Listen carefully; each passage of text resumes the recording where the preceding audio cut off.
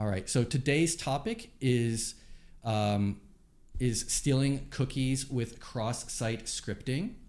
Um, if you do not know what cross-site scripting is, I'm going to give a quick overview, and then I'm going to show you all what we are going to be doing for today's exercise. So cross-site scripting is the idea behind cross-site scripting is that anywhere there's user input that can go into a website, and if that user input gets displayed on the page, if there isn't proper sanitization that happens, it's actually possible for someone to put in code that will then get executed by any device that goes and loads that page. So it's a pretty important vulnerability to make sure that you mitigate, especially if you're a web application developer. And one thing that gets a little bit confusing when you're talking about cross-site scripting is just keeping in mind the proper perspective of understanding where in the chain the attack is occurring. The attack is not actually occurring on, like, the vulnerability is with the website, the server, but the victim who's actually going to be affected by the attack is going to be an end user, not the server itself. So that's something to keep in mind, that when you're looking at this, the code that you successfully inject with your cross-site scripting is not being executed on the server, it's being executed on a user's browser. Now, another important thing, I mentioned this a little bit, a lot of cross-site scripting can be entirely mitigated by just using proper input sanitization. So if you're a developer, it's best practice to use one of these libraries to do the input sanitization of the user supplied information, so that you don't have to worry about rolling your own solution or doing your own kind of parsing. Just use one of those existing libraries. There are going to be different libraries depending on what programming language you use, but they do exist for any major programming language that that you use for web applications. So I have a screenshot here. In today's video, we're going to be looking at a single page to-do list web app. This is what it looks like. This is currently in the gym if you want to go play around with it in the web application security category. And in this single page app, we have a text box here and an add item button. So, I can type in hello world, I can hit submit, and then if I refresh, I can see I have hello world added there. So all of the existing to-dos are rendered as a list on the page. And, because I said that anywhere where there's user input that gets displayed to other users, what if we put in code instead of just text? Will that actually get saved by the server and then given to any of the end users who try to visit this page? If we try to use this HTML tag, the B tag, that is an HTML tag for bolding text. So this is just a quick check to see if there is any sanitization whatsoever. And if we actually go and submit this, we can see that the text does end up getting bolded, which means that those bold tags were not removed, they were not sanitized from my input, and they are actually being interpreted by the browser when the page is loaded. So that is kind of an indication that maybe there's something here that we could do with a cross-site scripting attack. It could be the case that maybe some safe tags are allowed, like the bold tag. We'll only know when we actually try to exploit this for real. So before I go into showing the process of doing this, I want to kind of map this out conceptually so you'll know what to expect here. And we're going to go over the attack flow. In this case, we've got the attacker, and specifically it's the attacker's browser. Then we've got the server, and then the admin, specifically the admin's browser.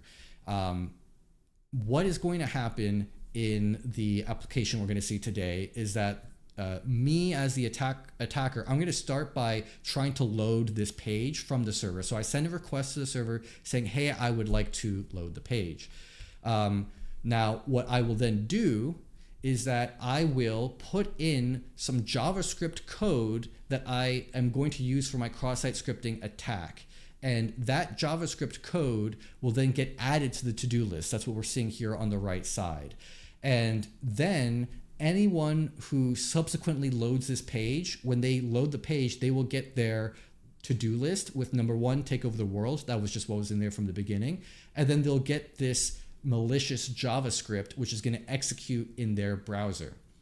Now, I've color coded this. And so the next thing that you'll see is that the admin will send a request to load the page. This application is configured so that immediately after you submit something on that to-do list app, an admin user will come along and attempt to load that page. And so there's that page load there. But then what will happen when they load the page is that they're loading the to-do list, and that to-do list now contains our cross-site scripting attack. So whatever code we write in these script tags is going to run in this admin user's browser. And what we want to do is force their browser to leak information and send it back into the to-do list app so that we can retrieve it. We need some sort of mechanism to get data back from the admin user. And that's kind of our goal with this attack here. And so when that happens, an automatic request will be made from the admin user's browser. That's what I have here in red as the automatic attempt. And that will send some sensitive information that the admin user has in their browser to the server to put in the to-do app. And that's what this sky ... is going to be. That's going to be the flag that we'll get when we successfully execute this attack. And so that will not require them to actually type in anything into the form and hit submit. That will automatically happen because of our cross-site scripting attack.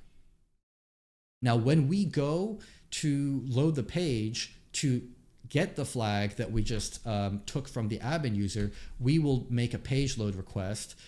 Something to keep in mind, though, is that this cross-site scripting attack is on the page, and it's going to run for any user that loads this page, right? Whether it's the admin or me or maybe a completely unrelated person, right? Anyone else that loads this page, they will run into the same code here, and they will send their information back to the server. And in this case, we're going to get an automated message that gets submitted to the server. Because we don't have that sensitive information that the admin has, it's going to be a blank. So the server is going to just get another request for like a blank entry in the to-do app. And then after that, the admin is now going to load the page, and then they're going to actually post their sensitive information again, right? Because I mentioned that anytime you add something to the to-do app, the admin user is going to come around to check the new update to the to-do app, and then that's going to cause them to post their sensitive information again. And then this will be a loop, right? Effectively, what's going to happen here is that the act of us looking at this to-do list app is going to cause us to send data to the server to add something to the to-do to-do list, and then that's going to cause the admin to come along and send another post of data, of their sensitive data. And so it's a little bit of, in physics, you have like the observer principle, where like, the act of like measuring an electron actually causes it to like move, change state, right? It's this, the similar idea. The act of us actually trying to load the flag that the admin user posted into the list is going to cause us to put another thing in the to-do list, and that's going to cause the admin to come back again and put another thing into the to-do list. So this will keep going on and on and on. But that's only every time that we refresh, it triggers another action from the admin. So one thing I will ask you as we go through the demo today, just really try to keep track of what is happening on from each different actor's perspective, right? You have the perspective of me as the attacker, what's happening on my side in my browser. Keep in mind what's happening with the server, what the server is doing, and keep in mind what's happening with the admin user. Another thing for this challenge in particular that can be confusing for people is the fact that we don't want people to wait when they try out this challenge. So the admin user is going to load the page immediately after you add an item to the list. There's no pause. It's like immediate, which could give the impression that like the server is actually performing the action. it's actually the admin that's doing that. The admin is coming and loading the page and executing the cross-site scripting attack. It's just happening like immediately, so there will be no delay. All right, so now let's move on to our demo. And I'm gonna have to shift myself around here a couple of times so that you can see me and also the steps that we're gonna go through for today. So I'll move myself here temporarily to the left side, and I'll zoom in a little bit. We're gonna go through the prompt. There is a to-do list app here. That's this web app over here. And there's a flag hidden in the admin user's cookies. So that is our target. We are going to be trying to steal the cookies that the admin user has. The admin user is periodically checking the to-do list app to make sure employees are actively working. Can you extract the flag from them? So, this is already providing some sort of hint that this is a cross-site scripting vulnerability. That is kind of the first question that we have here. What is the name of the vulnerability? But we'll actually be able to validate that when we go and play with the application. And then we're going to be asked to figure out the flag in the admin user's cookies. And we're also going to be asked for the user agent of the account that the flag was extracted from. So this is the user agent of the admin user's browser. So we have our goals here. Let's go and play with the web app itself. So I'll move myself back to the right side over here. And we've got a blank to-do list app. I'm going to do what I showed in the slides, where I'll just try a quick hello world. And if I hit enter and I refresh the page, there is the hello world. So that's us adding in a single plain entry. And now I'm going to add some bolded text. And when I add the bolded text, you can see there, that's bolded. And now let's actually go and see how our input is being put onto the page. If I right click and do inspect element here, and I need to dock this so that you can all see it from your view. So if I go and I right click specifically on the bolded text and do inspect, you can see here we have this div. This is a container for information in HTML, and you can see these LIs. LI is list item. So we have these 3 LIs, and I can close and expand them. So the first LI is the take over the world. This is the first thing that was already in the to-do app when we showed up here. And then the second thing in here is the hello world that I just typed out before. And then we've got our bolded text. So you can see here that I typed in, be bolded and then /B. That's exactly what we're seeing right here. So what we're going to do next is we're going to think through, assuming that we can put in script. And instead of just doing something as simple as bolding some text, which is not super interesting, it's nice, but it's not the most interesting in the world. It's not going to actually get us any sensitive information. We are going to try to put in some JavaScript that the admin user is going to run when they load the page. So what I need to do first is I need to figure out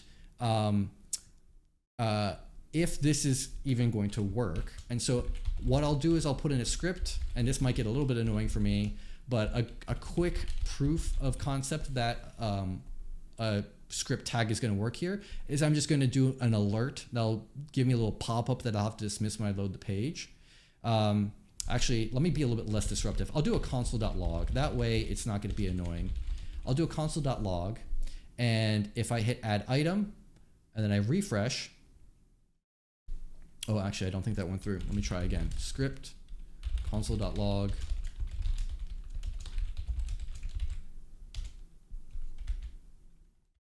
All right, I enter it in here. Is it not taking?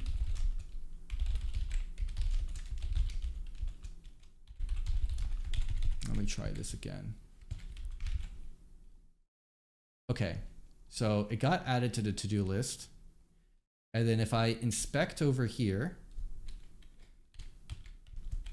you can see here, there's the console.log with the script tags. And if I actually go and look at the log, there's what I just logged right here. So we know that this is vulnerable now. And now we have to remember what our goal was. Our goal is to get the flag found in the admin user's cookies. So this is something that if you don't know how to access the cookies in JavaScript, you can go and play around with this in the console. If I type in document.cookies or .cookie singular, I get the list of cookies in my browser. Now, there aren't any that I currently have, but I know that the admin user has something in there. So this is what we're going to want to steal from the admin user. So I could do a console.log cookie. If I do a console.log cookie, when this runs in the admin user's browser, it's going to put their cookies in their browser's console, not my browser's console. So I need a way to get the data back from them that I can see as the attacker. And it's already handy that we have the to-do list app itself. What if we had the admin user take the contents of their cookies and put it in the to-do list app, and then we can reload the page, and then we can see what their cookies are. So to do that, we need to figure out what actually happens when we try to submit something here with the form. Now, if I go and I look at the source here, I can see there is this static app.js. That is something that we might want to take a look into. Maybe there's something interesting in there. And I'll zoom in a little bit here to make this easier for you all to read. And what you can see is some JavaScript. We have this add item function, and this is the contents of the function. And then below the function, we have a form, which is being looked up, get element by ID items. And then the form, we're gonna add an event listener for the submission. So when the form is submitted, it's going to call the add item function. Looking at the add item function, we're gonna get the item here,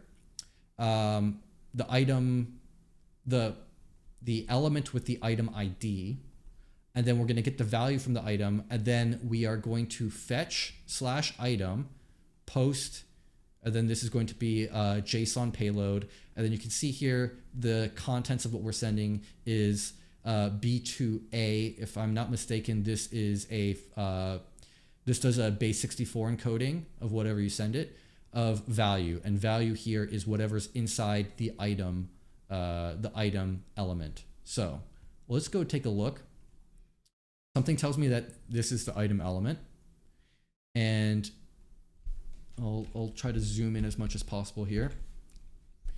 You can see that this input field has an ID of item. So that ID of item is corresponding to this. And so when I click on the button, when I submit the form, we're going to get the value of this field, and then we are going to make a post request with JSON base 64 encoded value here, and then that's what gets added to the to-do list. So the simplest way that we can take advantage of this, I'm just going to copy the code, and we're just going to make a modification. Instead of sending the contents of that input field, we're going to send document.cookie instead, because we don't care, it's going to be blank. When the admin user loads this page, their item box here is going to be blank. There's not going to be anything in there. What we really want is to send their document.cookie. And when we do this, we should be able to steal their cookies when they load the page. So I need to do a couple things to make this work. I need to wrap this in the script tag, and then we'll find out if there's anything that we need to do to kind of clean this up, because this is a multiple lines of code, and I'm going to submit this into a single line text box, and we'll find out if there needs to be any fancy stuff that we'll have to do to get this to work. So I will hit submit. Okay. All right, that worked very quickly. So I'm going to walk through what just happened here. I'll close this up and zoom out a little bit. You can see here that we've got a couple of blank items in here. If I look at the specific items, we will see the items that we had from before. This first blank one is the console.log that we use as a test. The next blank one over here, this is our actual payload, our actual attack that we ran. Then we've got another blank. This blank is probably from when I reloaded the page and it tried to steal my document.cookie, and I don't have anything in there, so it submitted a blank. And then the next one here, this is from when the admin user visited the page, and this is the contents of their document.cookie, which is the flag here. So if I refresh the page, you see every single time I refresh the page, we're getting another blank from me, and that blank is is the attack sending my cookies, which is blank, and then the act of me sending the blank response there in the to-do list is causing the admin user to then reload the to-do list app, and then they submit their flag as a result. So that's what's going on here. When you try this for yourself and you're kind of wondering like, hey, how come every time I refresh the page, it keeps getting longer and longer and longer like that? That's why that's occurring. And at some point, when the list gets too long, I think it's usually about 25 items, it will reset, hopefully. So hopefully it doesn't get out of hand for you when you try it. So I'm just gonna go and try to submit that as my answer here, and hopefully we get some good credit for that. So the first question, what's the name of the vulnerability? This is cross-site scripting, which we confirmed when we were able to get the console.log to work. And then what is the flag found in the admin user's cookies? And so there's the flag. I've got that. And then we're being asked, what is the user agent of the account the flag was extracted from? So now we need to do a little bit of Googling, because we need to figure out how do we get the user agent. So if I go to trusty old Google, let's figure out how we do this. How do I get the user agent for my browser in JavaScript? Now we're saying for my browser because this code is running in the admin user's browser. It's running in ours too, but like we care about the admin user. So we can see it's navigator.userAgent. So I'll go back over here, and then we'll just make a small tweak when we do our payload. When we do our payload with the fetch,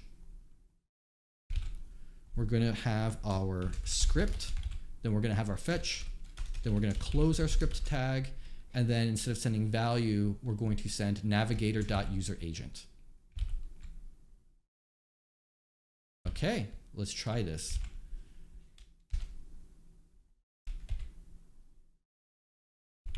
Sometimes, oh, it reset on me. Okay, so like I said, this is also running as on my machine, right? So this is my user agent that's getting displayed here. This is the user agent for Chrome. But also we see the user agent is Liber8 XSS bot here. This is the user agent for the admin user. So now we have completed the last part of the challenge. So hopefully that was is pretty valuable for you all to kind of see the process and the flow of how these attacks work. I'd highly recommend you go and try this out for yourself. And if you're getting stuck trying to understand how this is working, go back to look at those slides and keep in mind the perspective of what's happening on my computer as the attacker, what's happening with the server, what's happening with the admin user, because the context of where's the code running is probably the hardest thing to track when you are trying to solve a challenge like this.